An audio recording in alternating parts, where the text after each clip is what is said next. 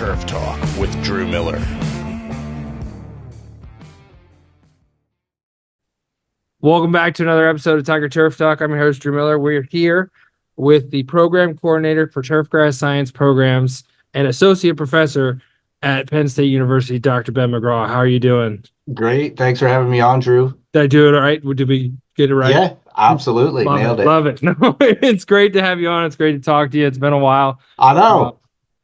I think it's been like pre-pandemic since you brought your students up here. Yeah. So I was supposed to come post-pandemic, and I actually got COVID. Oh, I was so mad because I didn't actually have any symptoms. I was like, oh my gosh. And what was funny is my little brother that went he was my substitute. You might have met him. no, I didn't know that. Yeah, he looks thinner and much better looking than me. He was one of the chaperones that went on the trip. He's the one that brought it, he's the one that gave it to us. And I was like, how is it that you got, scot-free? Like, you didn't test yourself, so you didn't have it. Because he was the only one that showed symptoms. And he's like, I'm fine, I just have a cough. And then everyone else in our family got bang. It was down the line. Everybody got COVID. I was like, can this happen later? Like, what's going on? But no, yeah, it was, we can get into that. The trips up there were truly incredible.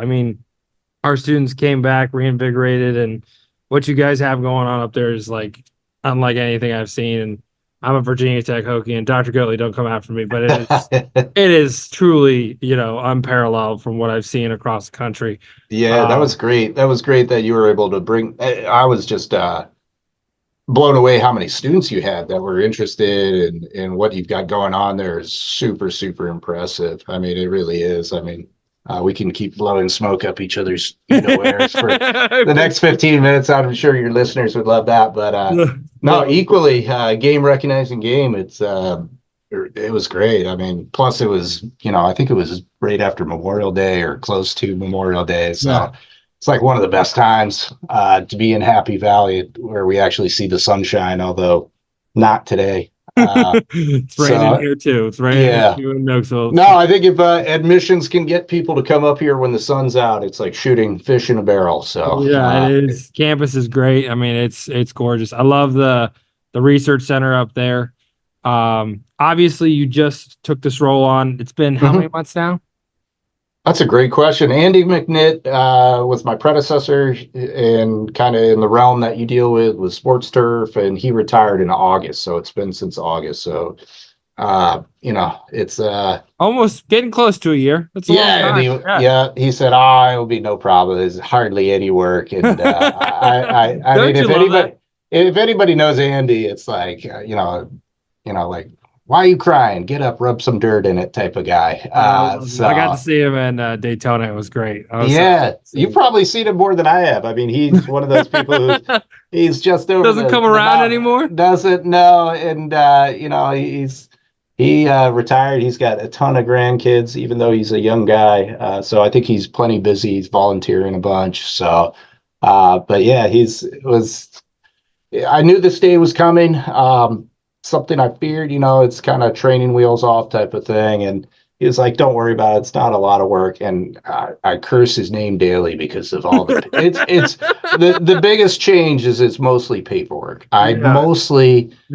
In being an educator, it's assessments and all this stuff that I'm not sure anybody's going to read, but it takes me, a full work week to say that's the world we live in today, right? It's like, I crazy. Just did all this paperwork and you didn't even look at it. Yeah. I stand you right now. So assessments has been a big one. I just got that off my plate during my busy season right now too. So for sure.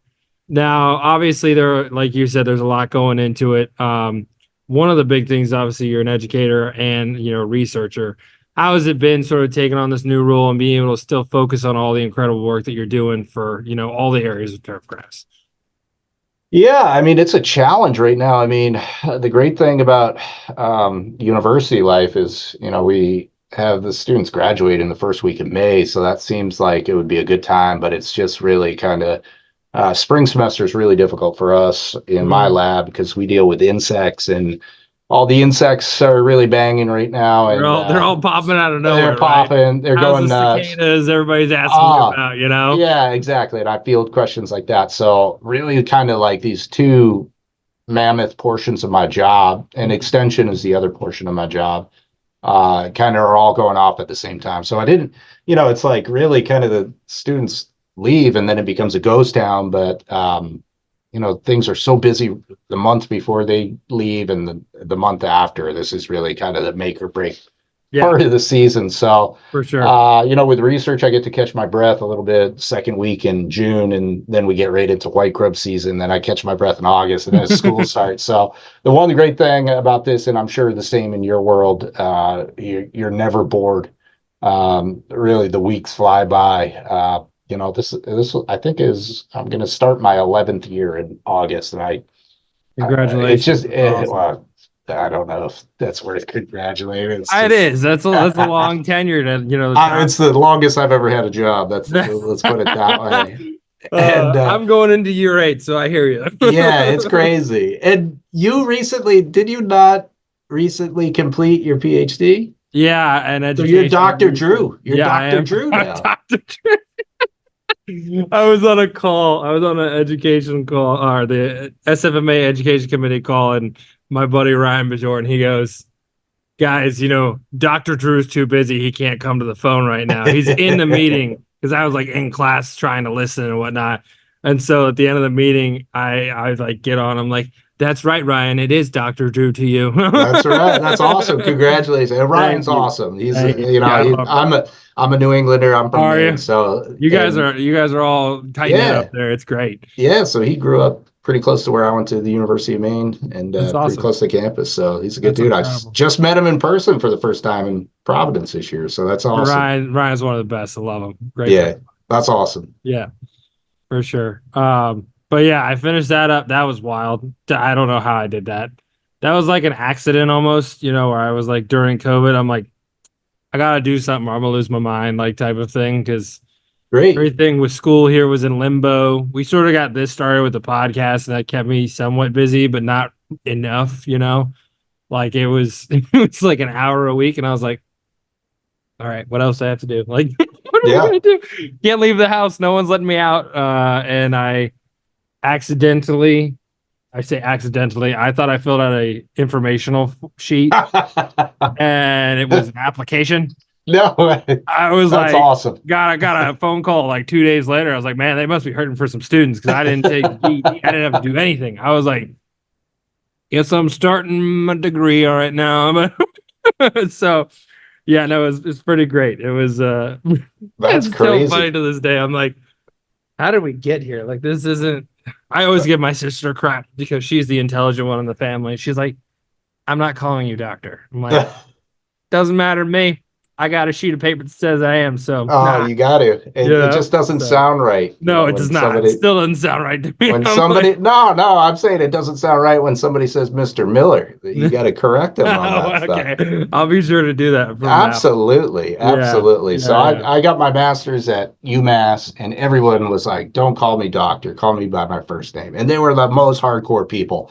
And then when I got to Rutgers, everyone was like, you better call me doctor. Like, so I think they were the most laid back people, so it was kind of topsy-turvy world. Yeah, so I say go for it. You earned it, man. You earned it. I appreciate it. My students call me Miller, so there's no Mr. or Doctor involved. It's kind of like, it's funny. They one of our classes, like they do like teacher appreciation was last week, so they put like signs in front of all the rooms, and it's like, thank you, Mrs. Witt, thank you, and then it just says, thank you, Miller. So it's like, I wonder if I'll get in trouble for that, because like our admin are like, you need to say Mr. You can't just call him. It's like, this is not my first name, it could be worse. Right. Absolutely. Whatever is comfortable with you. So, but you said you were bored. I got to imagine you had more Zoom classes during the pandemic than anything. Yeah. So the way our school was set up, and I'm curious how you guys did it, because I did talk to Dr. McNitt when you guys were doing it. We had a setup where it was like the first like official year we had official, you need to be on the Zoom call classes. And the way we had it set up was sort of like, you're supposed to like instruct for like 20 minutes and then activity for the rest. So it was kind of like, is it really school? Like, what are we talking about here? Like, type of thing. Yeah. So like we got to a point where like I was like, this isn't working, and we had planned the podcast out. So what I did was like podcast wise, like nobody's allowed to do anything. Like if you attend the podcast and you write down like 5 things you learned in an email to me, that counts as your one of your grades for the week. And then I would have a project for each week based on the content of the class. So like we obviously would go over what they needed, but half of them wouldn't turn the screen on. So it was kind of like, hey, I guess you turn in what you turn in type of thing. But if you didn't go to the podcast, you did a discussion board. So it was like a 400-word response. So you had 2 assignments a week. Those are my grades. Like I expected you to have them done. So I'd be on the Zoom the entire block waiting if anybody needed anything, but it wasn't like I was working on my doctorate half the time because it was like everyone left like whoopsies, like what am I supposed to do, right? Like Oh, see, you're just even listening to you, you're like a real educator. I am not a real educator. Like, yes, you are. no, listen, I mean, seriously, that's major respect to what you do. And you fill the day with teaching. Yeah. In the university style, you pop in for an hour, you do, I mean, like I have so many different jobs, but like teaching to me is like the easiest part. Before I got to Penn State, I ran the turf program at Delhi and in New York, and that was a lot of classes, a lot of labs, all day teaching kind of thing. It was 100% teaching, but yeah, teaching's only a small part. So for the pandemic, it was more like giving a lecture remotely, which I do a lot of, and giving a webinar. It was basically like for sure, yeah, a bunch of webinars. So for me, it was like a great vacation.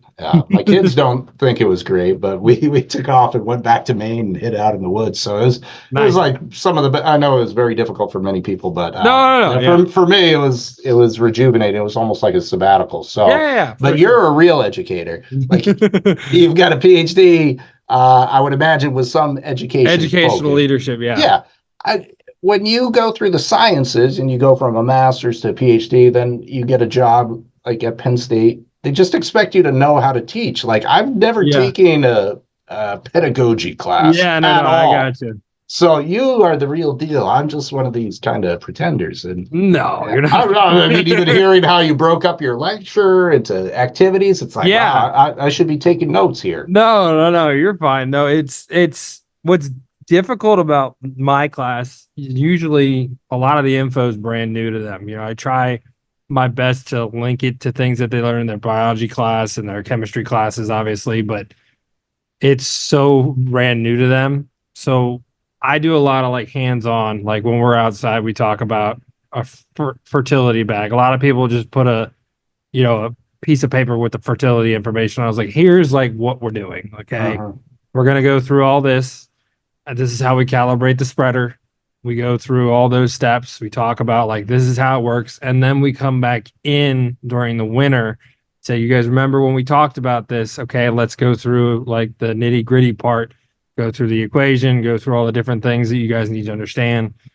By sort of giving them the real world example, they're more sort of enticed to learn. Because a lot of their excuses in high school is like, none of this is going to be used in the real world type thing, right? So connecting it that way, even just going over like why we mow, they're like shocked by like, okay, I didn't realize that there was this much of an impact on like how you properly mow, why you're doing it this way, why we use different types of mowers, for different types of grass. Like it's sometimes like shocking. So like there are things that I like assume that they know and they don't. I'm like, okay, well, I gotta go back over that one. Yeah. But yeah, and then just just making sure that they get it and giving them opportunities different ways, because a lot of the difficulties when it comes to high school education are kids have different needs. Some kids are dyslexic, some are dysgraphia, like they can't see it right. Like it's just understanding how to get across all the information in the proper way for those kids while not, limiting the other kids' education because of their inabilities and disabilities, So that's the stuff that I've been learning the last 8 years. Yeah, that's pretty awesome. constant. So yeah, I think ultimate level of instruction is hands-on, and it's which you guys are different. phenomenal in. I mean, that's I think in a university situation, so like we've got a new administration, and their mandate is they want to have 100 kids in every class. Now, to me, I don't think that's really something as far no. as a selling point. So I don't think we're ever going to have 100 turf kids in a class. And it Be just impressive. it Be just impressive. is totally going 180 degrees away from hands on. So Yeah. I do try to, in my classes, I try to break it up, but I would love to do what you say, like even non-COVID times, Yeah. non-remote, like 20 minutes hands on, 20 minutes, something like that would be great. And whenever you go to these teaching workshops and whatnot at the university level, it's like, I'll just have a discussion about it. Well, a lot of the sciences, like hardcore sciences, like entomology, it's like, what are we going to have a discussion about different types of beetle wings? Like, I mean, that's not going to generate a whole lot of discussion. And Especially when you have kids that are sitting there like, what are you saying? Like, yeah, what's right. going It's on? right. And science is a new language, so Yeah. part of it is learning the language. So I think it's really challenging that way to deliver science education. These kids are like my kids are growing up with YouTube and all that. It's got to be super entertaining. And Yeah. I think you've got 10 minutes.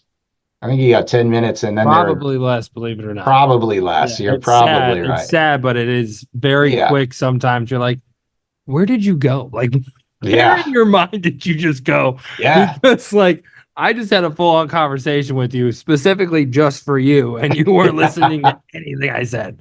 But you mentioned the range too, and I see that especially with our online classes. I mean, we have people who are sports field managers. We have golf course superintendent, people who probably should be teaching the class instead of me. And and then you have somebody who's like 18 years old in there, and then all types of learners as Yeah. well. So at least it's it's asynchronous, so they can and there's lots of help that's available through the World Campus online program. So they can kind of go at their own pace to some degree, but you definitely have a much wider range of student learners in the online programs as well. So that makes it challenging too, because you don't want to just like, here's a website, read this website. Yeah. So what I started doing during the pandemic is doing Lego animations, like stop motion things. Love so that. my class, I saw all of it. my entomology class starting yesterday, Monday, the 13th of May, is hopefully going to be fully Lego automated for those learners. And if that takes off, then we'll start. Watch out, world. Yeah, watch out, world. Watch out. I'm out of here. I think I can make at least $25,000 a year teaching. Yeah. So Yeah, if it takes off, I'm out of here. Yeah. That's amazing. Yeah, there's a lot of things going on. So I want to hear more about your brother, that your brother teaches with you or works at the same place with you. No? Podcast. What's up? Sorry, my athletic just walked in. No problem. What's up? Okay, text me. We have a lot of rain, and they're trying to decide whether or not we're playing. So I can funny. imagine. He can hear this on the recording, but he called me earlier, and he's like, "By the way, just so you know, you're the field guy." I was like, "Okay." He's like, "When anything goes wrong out there, I just blame you. You made the decision." I'm like, Yeah. First of all, you're the athletic director. I have no say." And he was on the phone with somebody in his office, and he goes and he says, "Hey, Mrs. Blah, blah, blah. Like, who makes the calls on the fields when there's rain and any other issues? Who's in charge of that?" She goes, "You." And I can hear it. He goes, "Yeah, she said it was you, Mr. Miller." I'm like, "Yeah, no, she didn't. It's not true at all." Don't even try and blame me for that. No, sorry. You were asking about my brother. So my brother's he's a history teacher in our county. So he was nice enough. Well, his principal was nice enough to let my brother go in my place to just make sure that we had a trip still. So you're not at the same facility. No, he's at a high school. So we're actually a family of educators, which wow. I was supposed to be the oddball. I was going into sports field management. I was up in Pittsburgh with Chris Ecton. I was like, I'm gonna stay there. So My sister is an English teacher at the high school we went to. This is back home for me too. Older brother is a history teacher at a brand new high school in the county.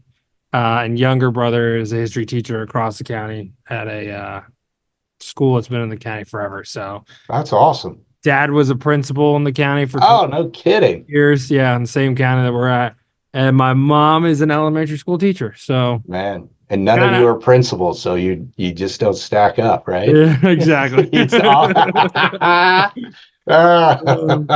But yeah, no, it's the family of educators. Yeah, they're all great. They help me out a lot. I help them out when I can. So That's awesome. they're That's so baseball awesome. coaches, so they like to call me on days like this. Hey, can you get my field playable? And be like, okay, here we go. You know, sorry to get off track. No, I love it. I love it. Obviously, there's a lot that goes into, you're talking about online programs in person. Again, I don't know numbers and everything, but it is the biggest turfgrass management program in the country. What has it been like, being a part of that already, but also, aiming for that next generation? We came up on the field trips. There are so many different, obviously in Pennsylvania, there's so many kids going into this industry. What is it that you guys do to, really bring in that next group, bring in that next class? Where again, you have over 100 students every year, and we're all just sort of like, what did they do? How do we do that? Like type of thing. Yeah, I mean, Um, I think it's history. yep. So I'm not going to say I came in and all of a sudden numbers went up. That would be awesome. I But mean, that's what happened on the yeah, podcast right now. That's what we're saying what happened. right. I think, so we've got a lot of history on our side. Pennsylvania is a big golf state, so and not too bad with mediocre teams. Not New England teams by any standard, but we've got pro teams here. But I think we have history on our side more than anything. So really, when I come into a position like this, it's like you just try not to mess it up. Number one, but it would be nice if I left it better. Keep it on the road. Yeah, so keep it on the road. Try to improve it along the way. I think it's just a tough time. I mean, really societally, because there's the job market is what it is. I think like the university life is going to look a lot different in 5 years. I think there's a lot of talk about people saying like, do we even need this? So I would say the one thing that we have going for us is we've got our tentacles in all parts of education. So the online, that was something Dr. Al Turgeon dreamed up over 20 years ago, which is really far thinking, really set us up for success. It's done really well. It's rigorous. I took over his intro to turf class, and it was like, man, this is a lot of work. I'm going to change it once I run through it one semester. And then it was like, nah, this is brilliant. I'm just going to make change it now. We're good. I'm just going to make it aesthetically more pleasing. And that's it. I mean, it's really good. Legos. Yeah. Legos. That's all we need. All Legos. So we've got that. Dr. John Kaminsky runs the 2-year certificate program, which is a historic one, but that's all golf focus. I think what I've seen, which was starting to happen when I was in New York. So I was in New York from 2009 to 14 before I came here, and we were starting to get a little more sports turf. And then I came here, and I think Dr. McNitt's presence was so big, and he was so well connected that a lot of students gravitated towards that, and we're still seeing that. I think pre 2014, before I came here, it was probably my students were 75-85% golf, and now I think it's still kind of golf focused, but I think sports turf is on the way up. I mean, the big thing about it is you obviously have, when you talk about golf courses versus sports fields, the job market is the same way, so it's never going to be equal. Sorry, I didn't mean to interrupt. No, I think that's a really good perspective.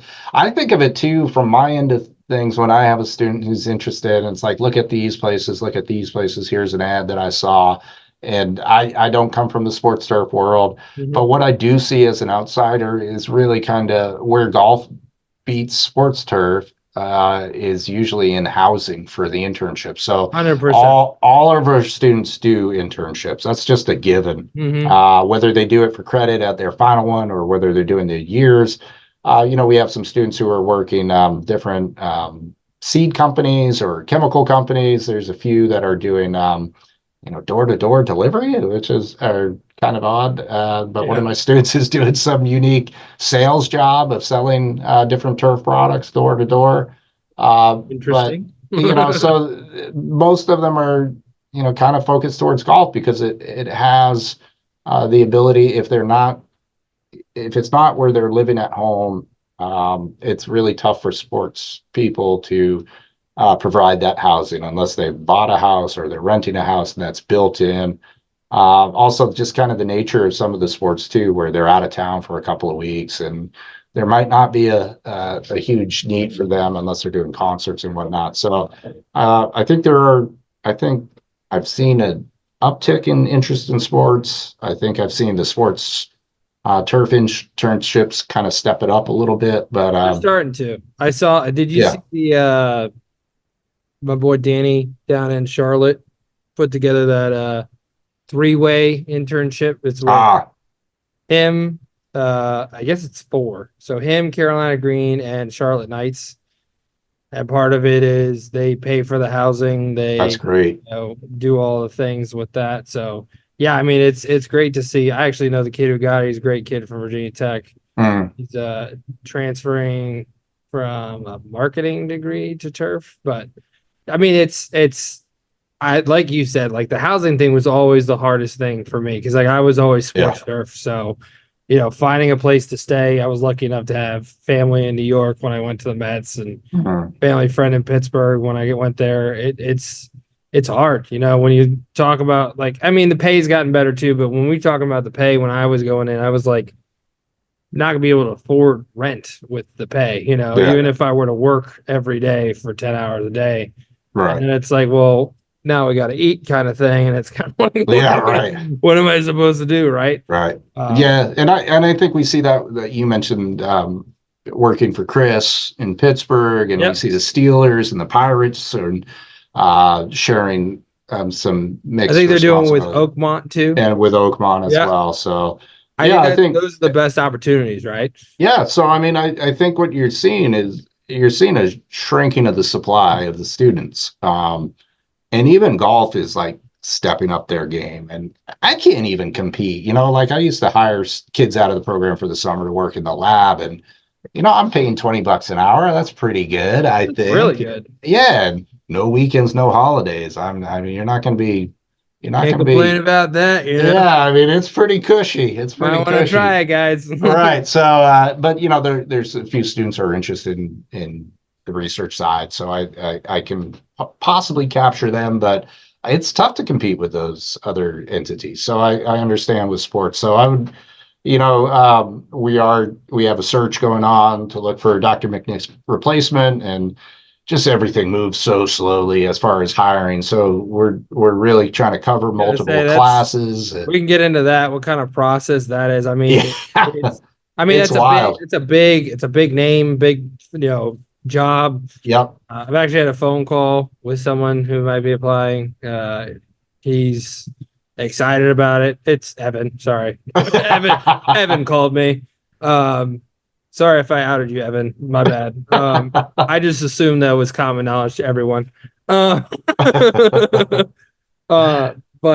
what is that process like for you? Obviously being, the program coordinator, there's probably people involved and panel together and all that. What is that process like for you guys? And what are you specifically looking for when it comes to, obviously you lost a sports turf sided guy, type of thing. Obviously you want to see someone who has that, background. What is that like? Sorry, I don't mean to babble. No, that's totally fine. So the little backstory is we had 2 people retire. So that I think when I started, we had 10 faculty, including Mike Bedanza at Burke. So since that time, 1 professor has passed away, 2 retired in August, and another one's retiring this August. And it's probably more similar to your job, where it's not like we have some people who are just doing research, so that you just lose that gap in research, and hopefully some other university has a specialist in that area. Everybody teaches classes. It's not pawned off on graduate students or anything like that. So if somebody retires, that means program coordinator has to find some sort of substitution somewhere else on this campus for you to take, and you're not taking that turf specific classes. So I've had some irate students who are like, I'm paying a lot of money to come here. I don't want to take general soils. I want to take turf soils. So I digress. Hey, welcome to Virginia Tech, people. Okay, y'all can get over yourself needing turf soils and all that. I'm paying a lot of money too. Okay. Yeah, right. So I get it. So Andy, big hole to fill as far as being a leader in sports turf as well as soil. So his specialty was soil. So that would translate into golf course construction as well, as well as the unique nature of sports turf soils. I mean, if we're talking baseball alone, you mentioned Evan, who was one of Andy's graduate students. That was kind of his specialty, is the skin work he's done. Yeah, and so we're looking for a unicorn, basically. You know, if we're talking that there aren't that many, right? They do exist. You know, you're talking about a small subset of people globally who deal with soils, who deal with sports turf, and we're looking to replace that. So you got to wait until the person retires, basically. It goes off to HR, global HR here, sits around. They discuss about what the description should be. Twiddle their fingers a little bit. Yeah, and so we got approval to move forward in January of this year. So that was August to January with nobody in that semester. Then you start getting applications in, you screen them. And then you can invite people to campus for interviews. So that's another 6 months. So we're kind of in the midway process, you know, and then hopefully what happens is you get consensus that goes out back to the department. It goes from the department to the college. You put forth a recommendation. And the college might say, thank you for that, but we're going to pick this candidate. So that's kind of that's the inside baseball of faculty hires at a university. It's wild. It's absolutely wild. Not really. Gotcha. Yeah. No, but the college also has to kick in quite a bit of money for a startup package. So you need specialized equipment. You might be negotiating, I want a couple of grad students paid for the first couple of years. You might say, I need a vehicle to get to these sites. You might need expensive glassware to run experiments, whatnot. I didn't know professors had so much pull on a negotiation. That's pretty awesome. Yeah, I mean, they do and they don't. The university can say thanks, no thanks. Too much, I guess. Too much. Yeah, so you put together a packet, and that it could be anywhere between $500,000 and $1 million in startup. So when you consider like students, you know, which is tuition, all the pay, you know, no right, students or anything. Yeah, I mean, you would like to have a technician covered. That can be pretty expensive as well. I can tell you that my graduate students, talking. And this is probably news to some people, when you go to graduate school in the sciences, we're not talking like Russian literature or anything, but we're talking like entomology, biology, type of stuff. You get a payment, you get a stipend, so you get paid, just above the poverty level, and you get your tuition waived as well as getting medical and all of that. So a graduate student, I've got 4 of them, and they cost me about, you know, on the books, it's about 55,000, but with benefits that's upwards of 80 grand per student.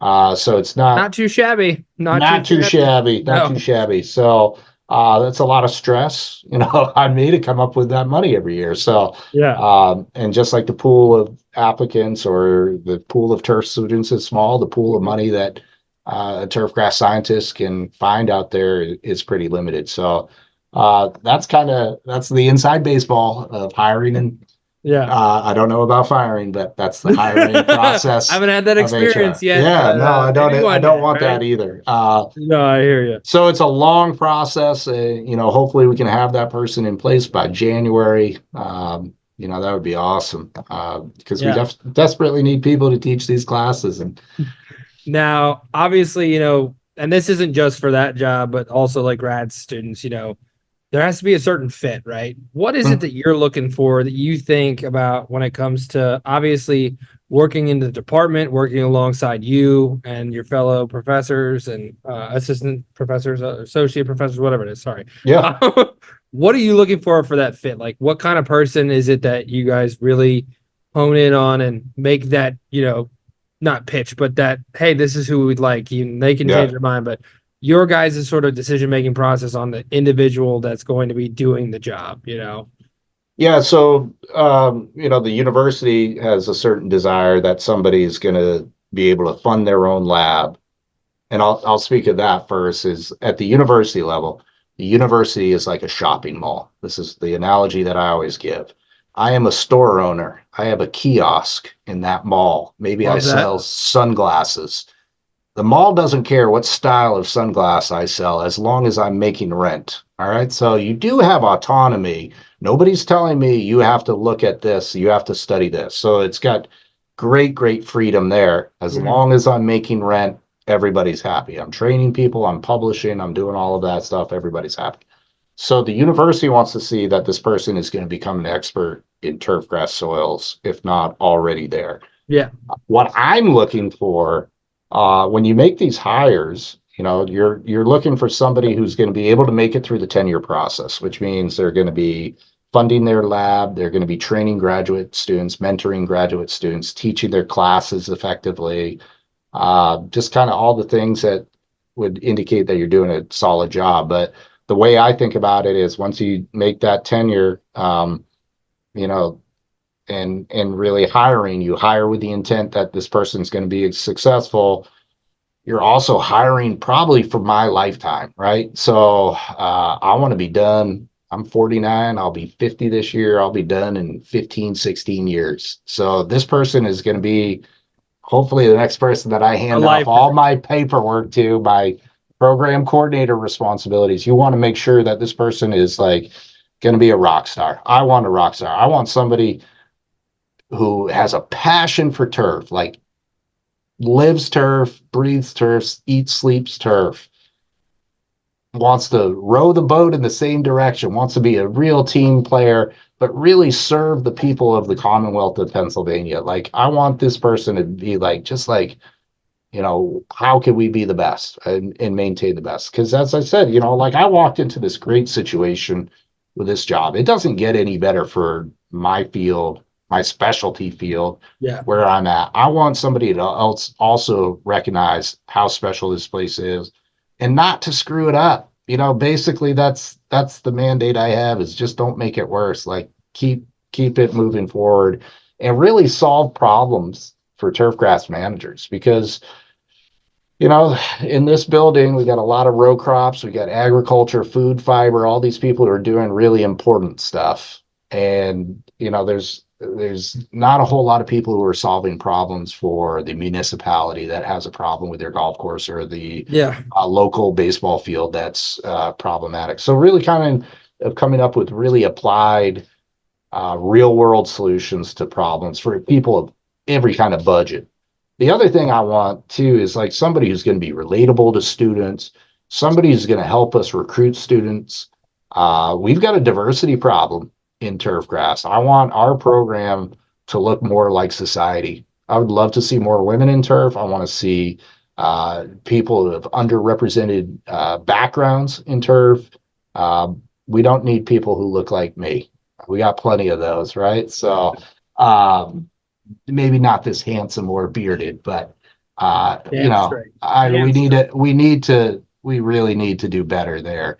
The other thing too is we can't expect these new hires to know that stuff either. I think we need everybody wants to solve diversity problems. Everybody wants to solve the recruitment problems. But that's not what I'm trained to do. I don't know where to begin. So I need a partner with smart people like Dr. Drew to figure these things out. Because really, I mean, this is the thing. Every industry wants to solve these problems. Every industry has a recruitment problem. Like I'm not I didn't go to school for that. That's not my expertise. So hopefully we can have the younger generation figure this stuff out too. So that's another thing with this job. These couple of positions that we're hiring, we should have 3 new people in by next year, and that is an infusion of new perspectives, infusion of new energy. It's just I'm hoping it's going to be revitalizing. I mean, to a program that's already that great, that'll be incredible to see for sure. Yeah. Obviously, you know, when it comes to your work, a little bit of a shift, you know, your passion's in entomology and seeing the work that you do. And I'm sure the phone calls that you get, whether it was fall armyworm a year or two ago to obviously everyone's freaking out over cicadas this year. We're all gonna die type of thing, you know, like those are probably the phone calls you get. What has it been like for you, obviously, you know, developing that area and that space in the turf program there, for grad students, obviously so much going into it.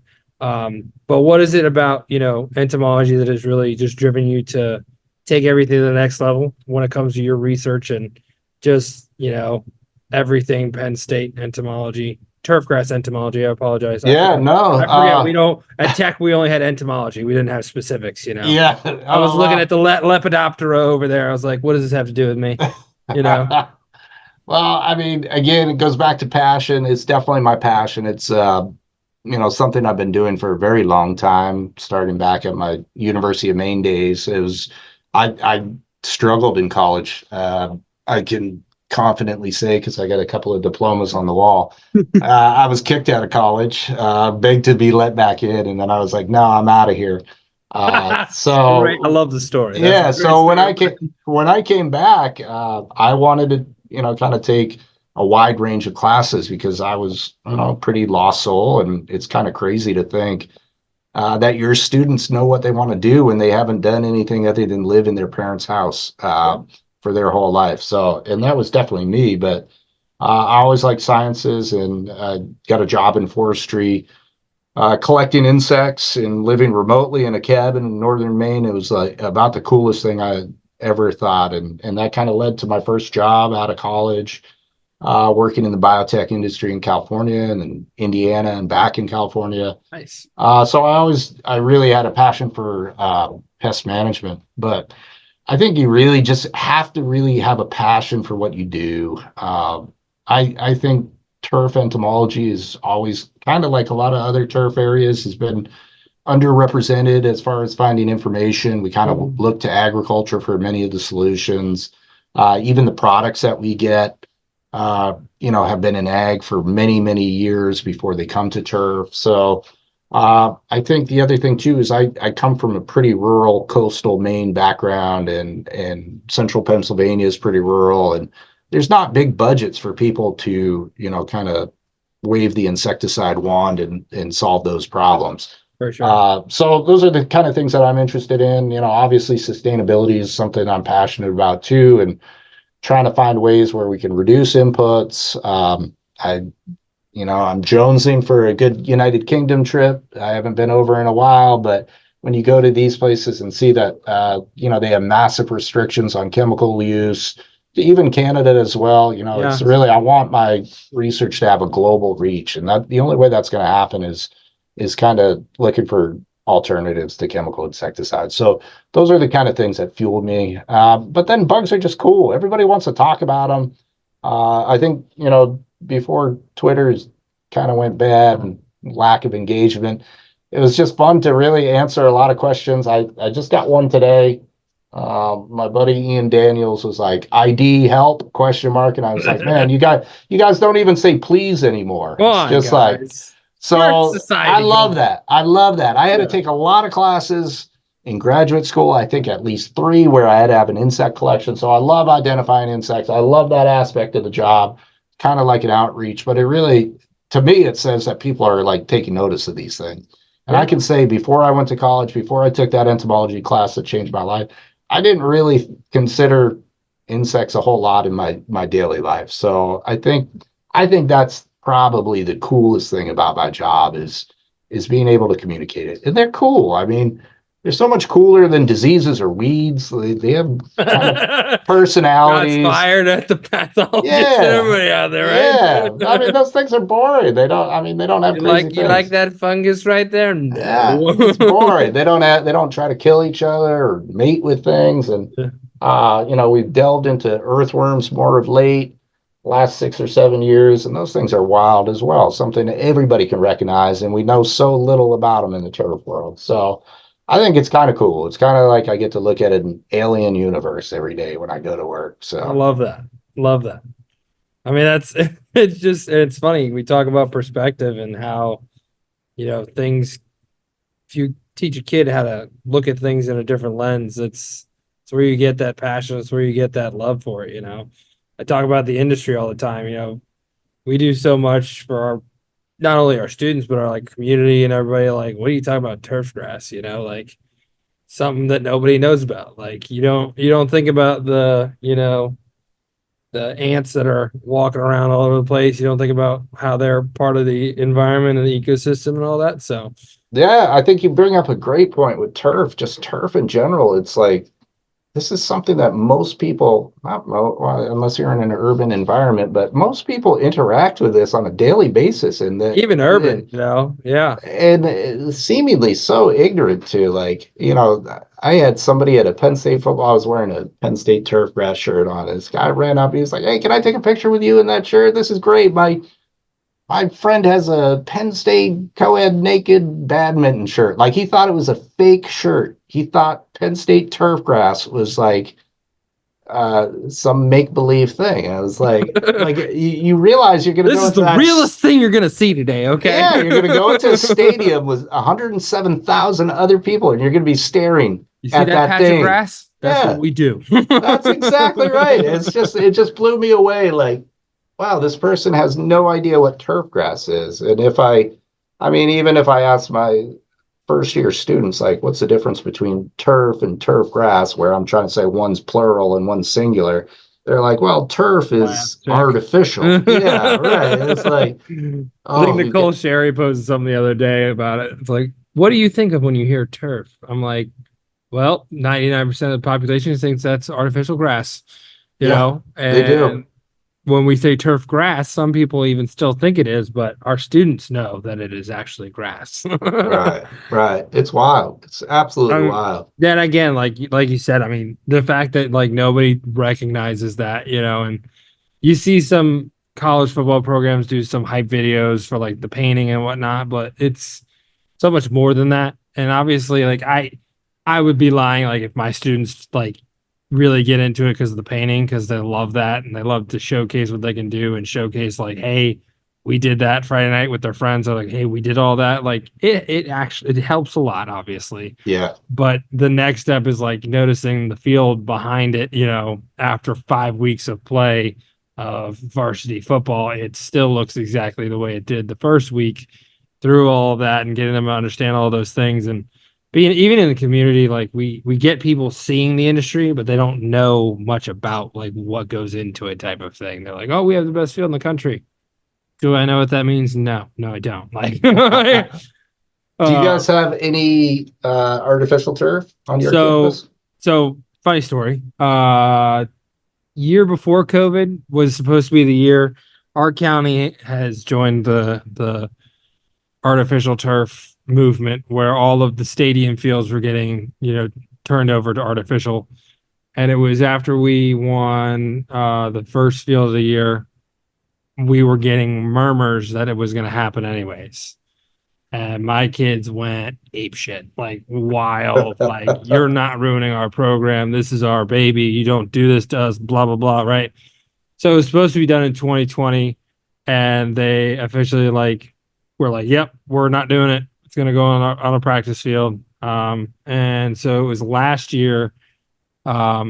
They finally, the construction, it's funny, we say it last year, it's 2023. Like, dang it, COVID. They ended up putting it on a practice field, which it was a nice, Patriot Bermuda grass field. I'm glad it was the Patriot field they got rid of, not my Latitude or Northbridge or Tuahoma. But it's a great location. It's a added bonus, if we want to keep kids off the fields, Yeah, and obviously artificial turf is very much a real thing in our industry that we want kids to understand the proper maintenance and all that. So obviously we have absolutely. all of those things. But we ended up renovating the stadium. I say renovate. They tore up the top part, didn't do anything for us, even though Right. we wanted them to. because the original spec only had, well, the original spec kept like a fourth of the field in where I would grow it in while they were constructing the new track and everything. I was like, it's not how that works. Like you're never going to get that grade perfectly again, no matter how hard you try. Like, right. So I went to the county. I was like, you're on this new irrigation kick where you were putting new irrigation systems in like at all the schools. Why wouldn't we just do that now with ours? And they're like, yeah, it's a good idea. I'm like, yeah, no shit. Right. So we are the last natural grass stadium field at Brentsville. So yeah, it's not at Brentsville, in our county, actually probably in Northern Virginia. We're the last stadium in the actual football stadium that is natural grass. So that's wild. Yeah. So that's wild. I would think that, I mean, it's a difficult place to grow grass.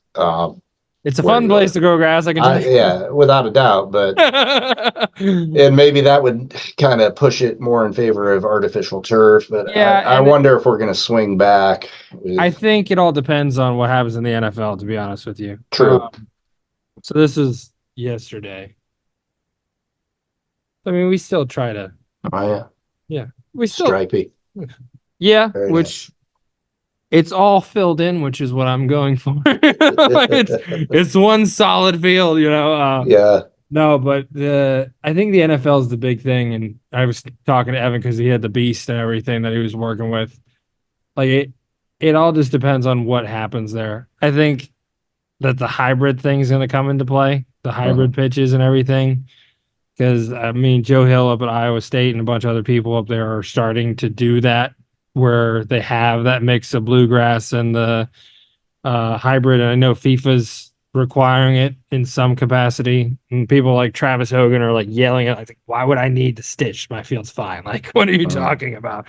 But I think, again, if it's always sort of like this top-down thing where, like, this guy does it, so college does it, so high schools does it, and then Parks and Rec do it. It's... And I think it'll be a huge change for, a lot of different groups. And a big thing is like sports field managers, that job will become much more appealing, and pay hopefully will follow that. And obviously hours and making sure we have the right crew sizes and whatnot, because that, is just all over the place right now. Right. We're trending the right way, but it's still chaos, But yeah. Golf, obviously, the other side of things. They had a big boom with, COVID and everything. But I know a lot of guys, they are starting to see sort of growth in their side of things. You're very involved, obviously, in GCSAA and SFMA. What is it like, obviously, being a part of all of these groups and being able to have that connection with your students, with the, obviously, organization? I saw a couple of incredible talks in San Diego. It was my first golf show, actually. Being a sports field guy. Nice. The one that I laughed at was the one, I forget, it was like a Jeopardy thing. It was like you, Kaminsky, a bunch of other professors, and I was laughing my ass off the whole time. I was like, why don't we have this at SFMA? This would be hilarious. I gotta say, and I feel terrible about this, but I've never been to SFMA, and it's always because it's like back-to-back weeks with the GCSA, and not best planning, right? No, but I think your venues are always in great city. You rotate them around so much better than the GCSA. But you guys I gotta get to that size. That's I can't do 2 weeks out of the classroom. Yeah, and that's what I did it the 1 year, and I was like, I just missed half a month of school. I mean, that would be fine by me. I think I was like, I'm so far behind right now. I don't even know what to do. That's the only month I could do, really. Where I can catch up. But maybe once my kids get into college, I'd be able to do back-to-back weeks. But I don't think my wife would like that too much either. But no, I feel bad. Maybe SFMA gets close by. I've been trying to after the Salt Lake trip. I was like, it's freezing. Yeah. Let's do like if we're gonna freeze our butts off, why don't we go to New York or something like that? Do something where like there's a lot going on. The one that I think is like a very underrated one that could be really good is Pittsburgh. I thought Pittsburgh would be a great place. That would be interesting. I could There's a definitely bunch of make. great places you can do stuff. The convention center's right there. Yeah, I love Pittsburgh. Easy Pittsburgh's across great. to the North Shore. You got Acusure, my bad. Yep, yep. And PNC. I mean, it might be tight, but at the same time, SFMA is not nearly the volume of Right. GCS.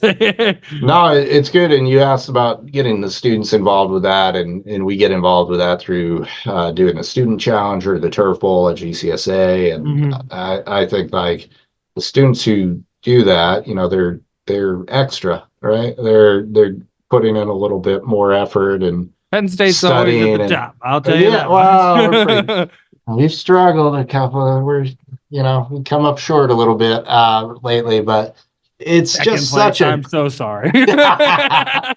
Oh, it's the worst. No, I got Oh man, but I think it's just such a.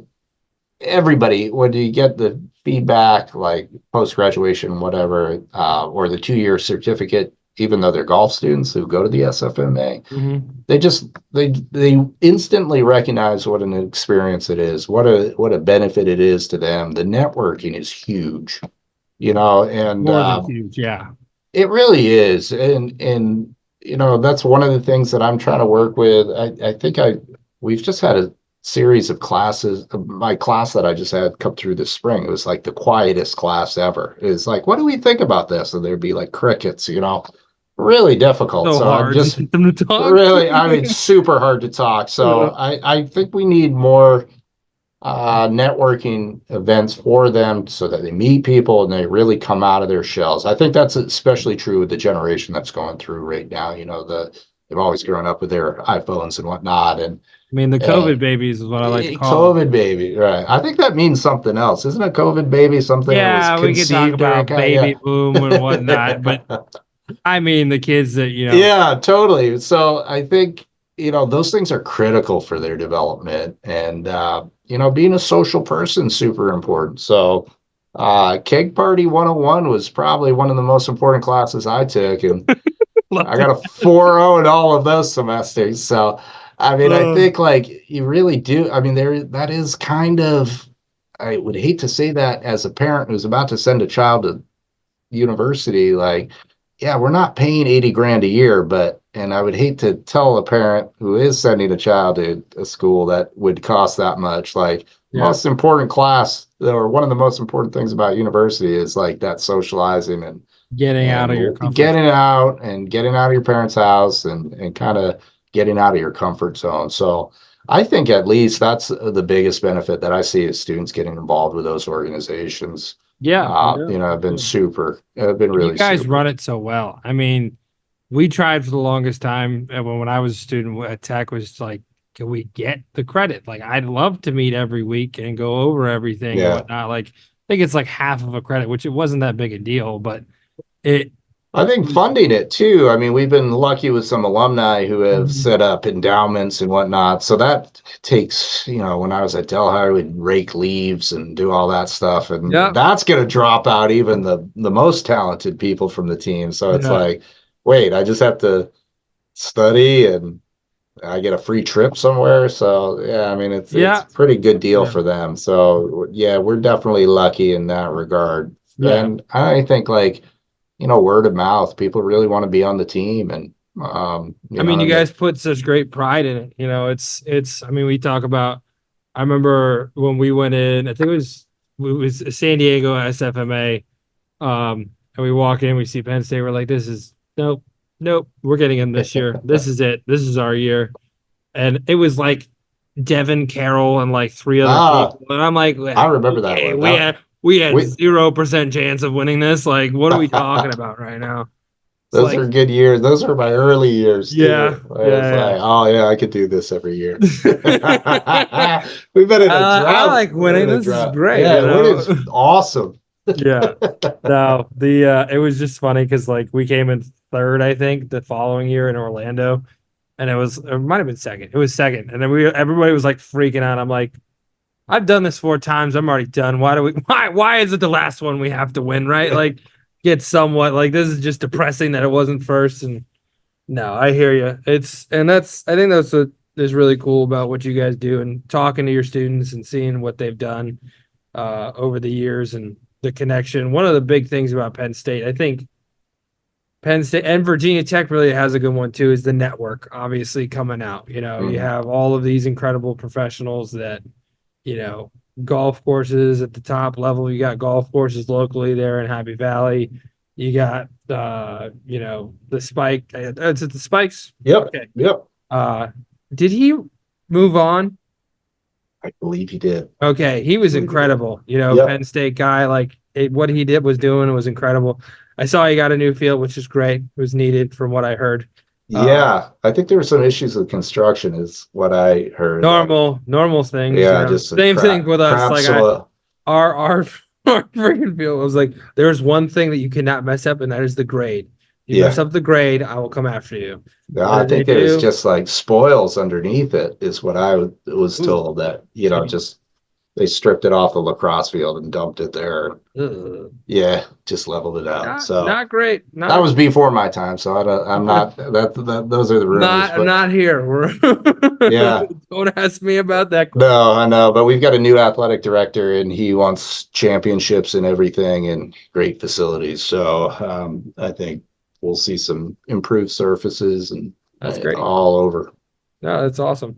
One of the big things, obviously, when it comes to universities, and I've had these conversations with professors across the country, one of the big things is recruitment. What is it that Penn State does? And obviously you had us come, but what is it that you're focusing on to bring in that next group, and showcase what you have? Because that's something that I was always in shock and awe about when I was a student, when I was post-grad, all that stuff, is like the stories that come from the, graduates from Penn State and what Penn State meant to them.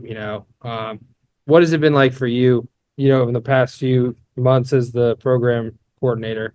Yeah, I think it's something we think a lot about. I think we've been, just again, we're super lucky because of the duration of the program has been running and the success of alums, and alums really kind of wanting, directing people here. I think that's how most programs work. I think there's been some efforts in the FFA and in areas like that, or with you guys at Brentsville, those are definitely areas that we look to. Troon Golf is really interested in supporting underrepresented communities and working with us to talk to some agricultural high schools and urban areas.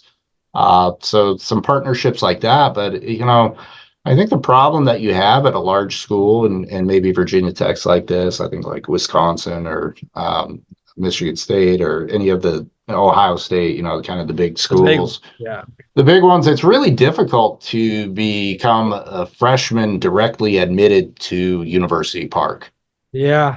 And my niece is an exceptional student in the Boston area, and she wanted to come to Penn State, and she got her acceptance letter, and it was, you're accepted at Penn State Harrisburg. She was like, what's this? I feel like that's kind of cheating the system. Yeah. So we want you, but not really. not yet.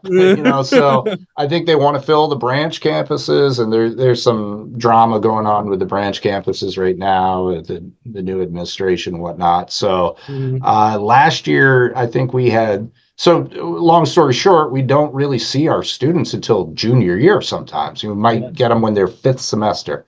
And then we have them fifth through eighth semester and they're gone. So it's basically like they do 2 years somewhere else. And I think things are starting to change there. And I don't have any control over that. This year we had 13 students who were directly admitted as freshmen, which is good. That's, those are solid numbers. If you, I had a student who got accepted, but he went elsewhere. It's not Virginia Tech. I know. Oh my goodness. He went to NC State. I was like, wow. Well, it's warmer weather there, I guess. Yeah, I feel like he wants to work on a golf course, in the Pinehurst area. So I guess that's a good reason. You could do that here too. I just that's what I told him. Anywhere. I think I would struggle here. I think the social life is probably a little too good. A little too wild. Yeah, probably a little too wild. But So, I mean, I think, those are the challenges that we have in the future. I think, I mean, I think really society is changing rapidly, and how you get information or the need for a degree to get a good job. I mean, that those are going to have ebbs and flows. And right now, we're in a situation where I think a lot of people are really kind of looking at the cost of the university and saying, is this worth it? So I think Yeah. that's where, we've seen a big uptick in online education. I think that's also an awareness of our industry as well, that you have somebody on your crew that you recognize talent, and you think, well, and that's not somebody who's going to leave their family and enroll in a university situation. So I think it's nice that we have that. I think we do well when all of our programs are doing really well, and the 2-year golf certificate program is doing really well. Those are for people who know that they want to do golf, and we have a little bit more control over the admissions process there. But we're pretty healthy Yeah. in the 4-year program.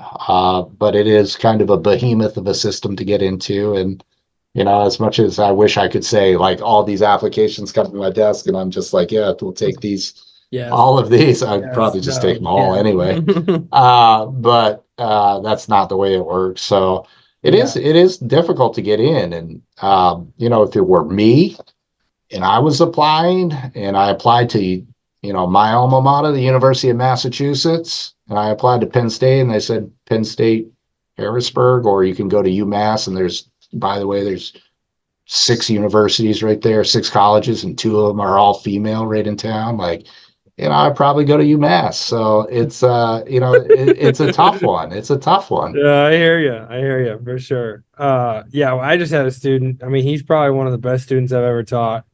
He wants to get involved in the engineering side of things. So he wants to like build new machinery and stuff like that. He got waitlisted at Virginia Tech. And I'm Yeah. like, come on. Like, Oh, because he went in for engineering because you're not allowed to yeah. transfer into the program. So he was double majoring in engineering and turf grass. And I was like, well, if you just did turf grass, you would have been in. But so we wrap it up on these last questions. I've kept you All for right. a long time. I'm sorry. No, this is great. I could do this all day. Yeah. Obviously there's a lot of things that go into one's career, and there are many things that you learn over the time. And obviously you had an incredible career. If there was one thing that you wish you knew, and this isn't to make things easier or better, if there was one thing that you wish you knew when you first started off, what would that one thing be and why? Oh my goodness. Oh, what would be the one thing?